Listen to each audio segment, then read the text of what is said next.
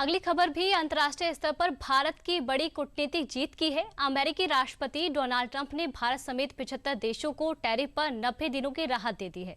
वहीं चीन पर टैरिफ को बढ़ाकर 125% कर दिया गया है। अमेरिका चीन में बढ़ता ट्रेड वॉर को लेकर देखिए ये खास report. I did a 90-day pause for the people that didn't retaliate because I told them if you retaliate, we're going to double it.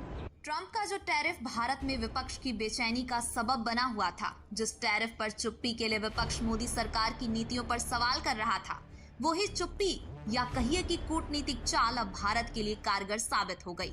Trump के टैरिफ पर रिटेलिएट ना करना भारत के लिए फायदे का सौदा साबित हुआ है।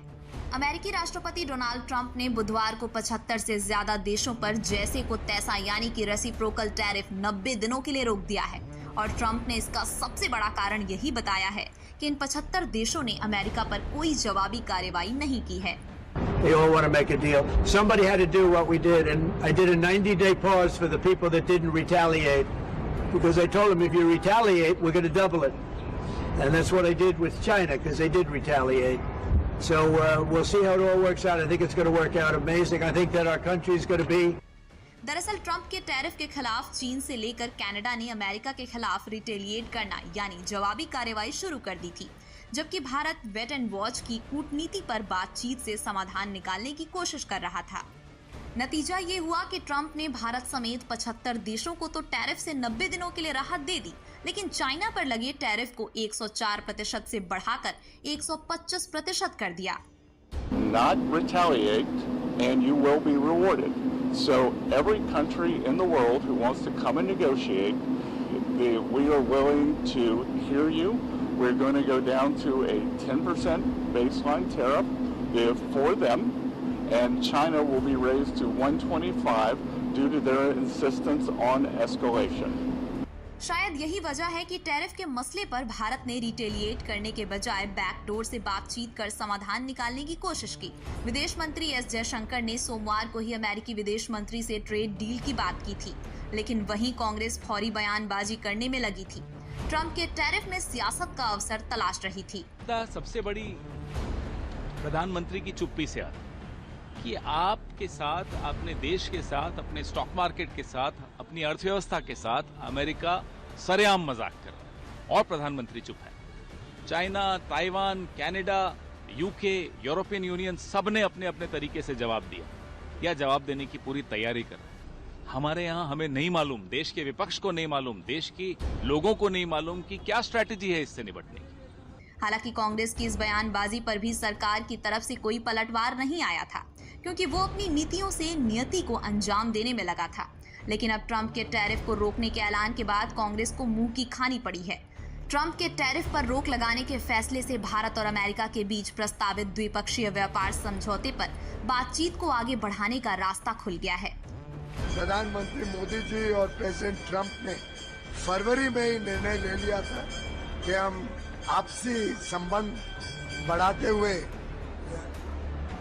बायलैटरल ट्रेड एग्रीमेंट एक ऐसा करार करेंगे जो भारत और यूनाइटेड स्टेट्स के बीच व्यापार को सरल भी करेगा, 500 बिलियन तक यानी आज से 2.5 गुना बढ़ाने का काम भी करेगा।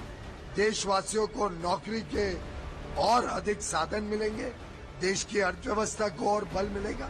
तो मैं समझता हूँ भारत तो वैसे भी इस रेस में आगे था और हमारी बातचीत बहुत अच्छी प्रोग्रेस कर रही है। इधर अमेरिका का चीन के साथ ट्रेड वॉर और तेज हो गया है। चीन पर अमेरिका द्वारा बढ़ाई गई टैरिफ और भारत को मिली 90 दिनों की मोहलत भारत के लिए आपदा में अवसर की तरह है। भारतीय उद्योग को चीन पर लगे भारी भरकम टैरिफ का क्या फायदा मिलेगा, पहले वो जान लेते हैं। भारतीय उद्योग को चीन पर लगे भारी भरकम टैरिफ का फायदा मिलेगा। भारत सस्ती कीमतों पर मध्यवर्ती वस्तुओं यानी कच्चे माल का आयात कर सकता है। भारत घरेलू विनिर्माण यानी कच्चे माल को तैयार माल में बदलने की प्रक्रिया को बढ़ावा दे सकता है।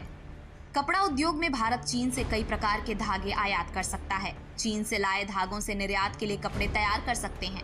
भारत और चीन के साथ आने का अच्छा अवसर है। अमेरिका ने चीन पर टैरिफ बढ़ाकर 125% कर दिया है। ट्रंप ने ये कार्रवाई चीन की तरफ से लगाए गए जवाबी 84% की टैरिफ के बाद की है। I thought that people were jumping a little bit out of line. They were getting yippee, you know, they were getting a little bit yippee, a little bit. A president would have done what I did. No other president. I know the presidents, they wouldn't have done it.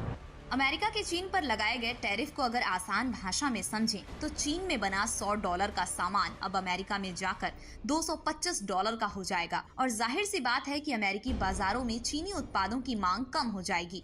Trump का China पर यह tariff attack Bharat के लिए मुनाफे का सौदा साबित हो सकता है। अमेरिका और चाइना के बीच छिड़े ट्रेड वॉर में भारत के लिए छिपी संभावनाओं को भी समझ लेते हैं। अमेरिका चीन के बीच टैरिफ विवाद बढ़ा तो भारत मुनाफे में होगा। कई कंपनियां अपने सप्लाई चेन भारत में डाइवर्ट कर सकते हैं। भारत में निवेश और निर्यात के लिए नया अवसर होगा।